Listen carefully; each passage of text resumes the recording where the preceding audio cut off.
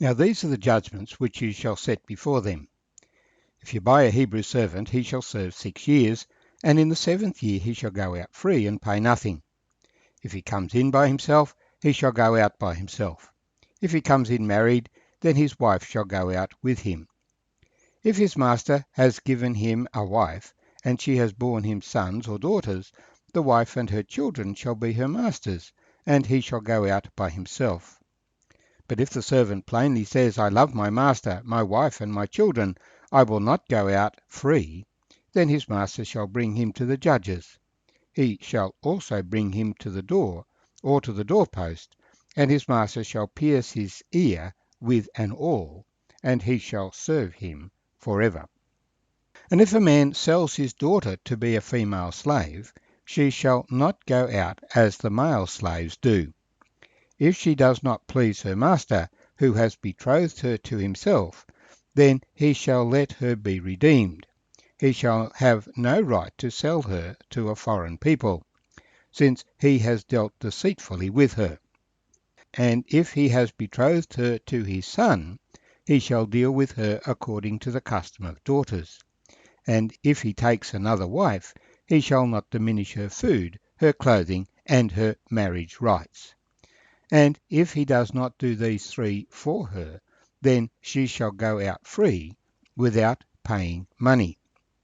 My name's Arthur, and I thank you for joining me as we share together these verses from Exodus chapter 21, verses 1 to 11. These are judgments that you shall set before them, or ordinances. So these are the kinds of rules that were to be enacted in the relationships between people. And the area that we will be focusing on today is the rights of female servants. Our society today, being based on the New Testament, does things a little differently to what was happening in the time of Moses. As I understand the customs of the day, when a man purchased a servant, he was basically betrothing her to himself, or he might betroth her to his son. It was normal for a man to pay for his bride. Jacob paid 7 years of labour to his uncle Laban for each of his 2 wives. There was a very strong responsibility of a man to provide for the women of his household under the ordinance of marriage. That is enunciated back in Genesis chapter 2, that a man leave his father and mother and be joined to his wife, and the 2 should become one. How do you apply these rules in a society where you have rich people who have possessions and they need servants, and you have other people who do not have riches and they need support to have an income, a home, a place to live, and something to do to contribute to society? Now, pagan societies can be very cruel. You can see that in very parts of the world, the way that people are treated by other people. And so these instructions are putting limits on the way that people who have wealth and power can treat others. So we begin with a situation of a man who sells his daughter to be a female slave. In a sense, he is receiving a bride price. He is selling his daughter to the man, and we have that kind of custom represented in popular marriage service with the question, who gives this woman to be married to this man? When the master takes the woman, he takes her with the marriage rights that come with her. If she's already married, then she goes with her husband. If she is not already married, then she comes to him. And there is a responsibility to provide for her, distinct from the responsibility of male servants. If you have a bondservant, you can sell him on, or you may let him go. But here you have a responsibility to care for the woman that you have purchased as a female slave, bondservant. So you've purchased her, and if she doesn't please you, then you still have obligations to her. So he says, then he shall let her be redeemed.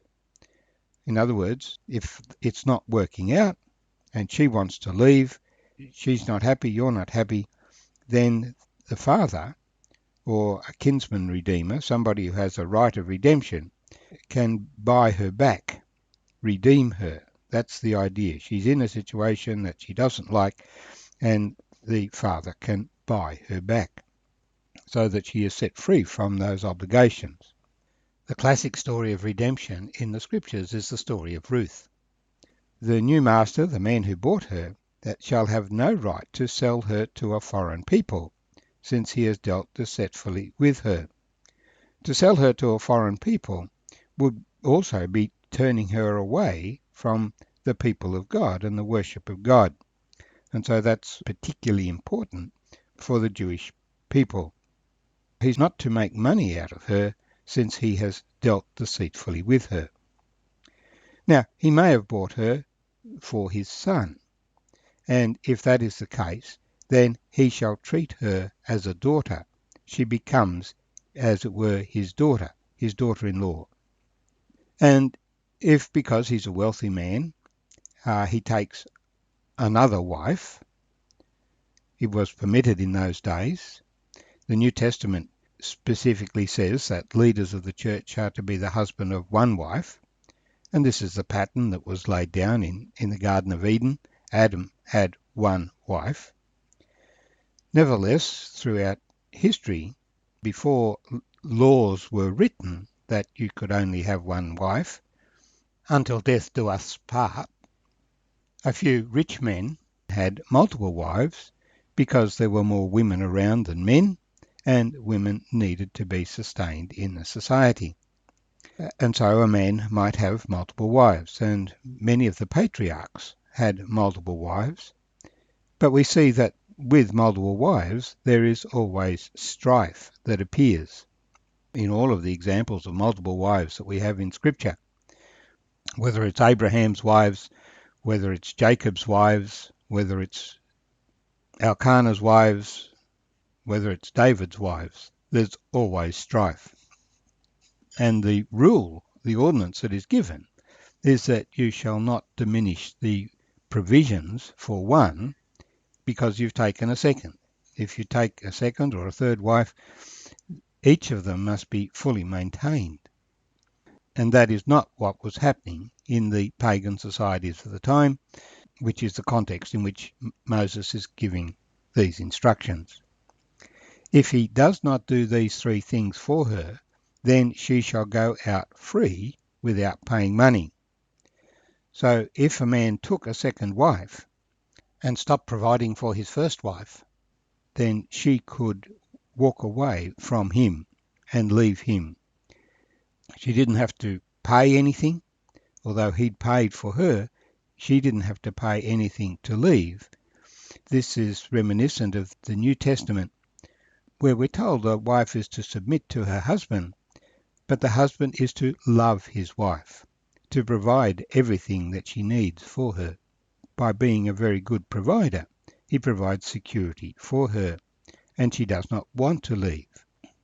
But if he doesn't fulfill his responsibilities that he has taken on, then she is free to leave without paying, because he has not fulfilled his obligations.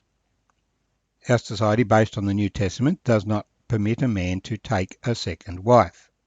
Of course it does. It just says you have to divorce your first wife first. And the statistics show that if you divorce one wife, you're more likely to divorce your second wife and your third wife. But the New Testament urges Christians to work very hard at making marriages work, because marriage is instituted by God.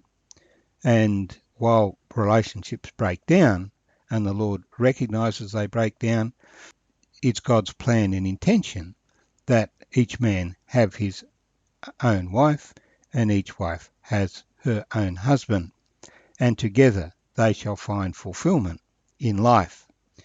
And this is a picture of the fulfillment that God finds in his church, the bride of Christ, and the church finds in its God. Christ loved the church and gave himself for it.